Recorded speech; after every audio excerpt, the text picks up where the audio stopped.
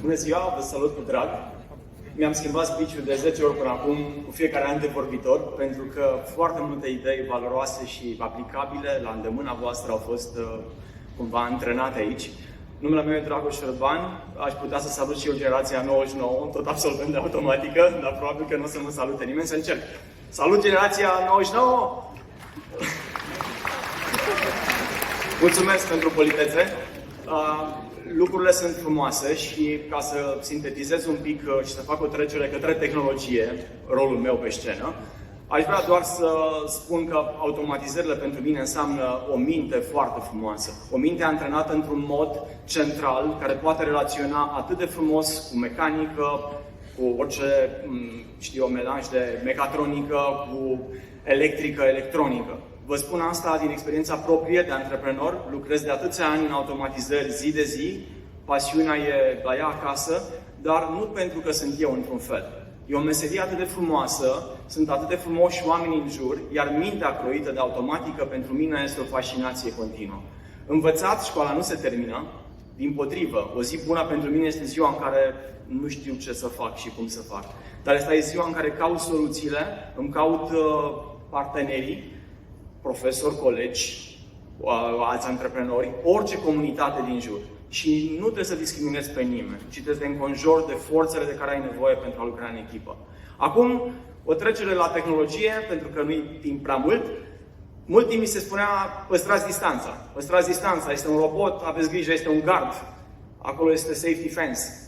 Astăzi, un cobot este un ABB, un GOFA, este primul din România, pe care noi l-am adus și îl integrăm în aplicații concrete. Este clasicul picking din tot ce înseamnă e-commerce. Un picker ar trebui să facă N operații repetitive pentru orice produs pe care voi îl comandați din online. Acum, pentru astfel de joburi, poți să ai un coleg cobot. Nu înseamnă că ne înlocuiește, nu înseamnă că ne știrbește cu ceva, ci împotrivă. Ne pune în valoare, ne șlefuiește mintea și ne creează o simbioză. Acesta este viitorul pentru care voi trebuie să munciți și să vă amestecați cu tehnologia în rolul de creator de tehnologie. Nu înseamnă că veți pierde contactul cu realitatea, ci asta vă va da o nouă realitate. Un cobot, aici pe scenă, poate face multe task-uri. Dar frumusețea meseriei de automatist ne va rămâne întotdeauna. Indiferent câtă inteligență artificială punem acolo și aceasta o să lucreze oarecum interdependent, ceea ce ați ales să faceți în viitor are toate ușile deschise.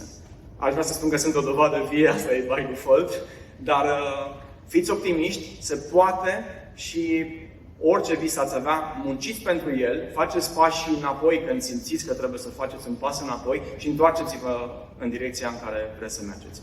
ABB și Dastec dezvoltă foarte multe automatizări. Sunt absolvenți cu care lucrez, sunt oameni care ocupă funcții de director executiv pentru că e o funcție? Nu, pentru că o merită. Pentru că acești colegi pe care i-am și sunt absolvenți de automatică, ei n-au nevoie de o funcție. Ei creează tehnologie la un nivel foarte la îndemână. Știu să facă o placă electronică, știu să o planteze, știu să-i dea valoare, că este un Arduino sau că pun procesorul de pe Arduino pe o placă proprie și apoi transpun procesul pe care îl automatizați în proiect. Iar asta caută clienții. Pentru mine este o fascinație. Orice tehnologie ați atinge, faceți-o să duceți proiectul până la capăt. Nu stați departe de tehnologie, cu coboții puteți relaționa și o să vedeți, atingeți-i, se vor opri când veți prin preajma lor într-un unghi nepotrivit și vor continua apoi să lucreze. Nu știu cât aș putea să vorbesc, poate foarte mult datorită multor experiențe. Sunt fericit să fiu aici. Despre voi este vorba, nu neapărat despre ABB, despre branduri, despre companii sau despre noi, dar am vrut să vă dau o energie bună și din zona antreprenorială. Puteți face ce vreți voi să faceți. Poate nu singuri și nici poate nu-i recomandat asta. Uniți-vă forțele și lucrați în echipă. Cu mecanicul, cu colegul, cu familia, cu profesorii, în cercetare, în orice domeniu. Lucrați în echipă și veți reuși. Vă mulțumesc foarte mult!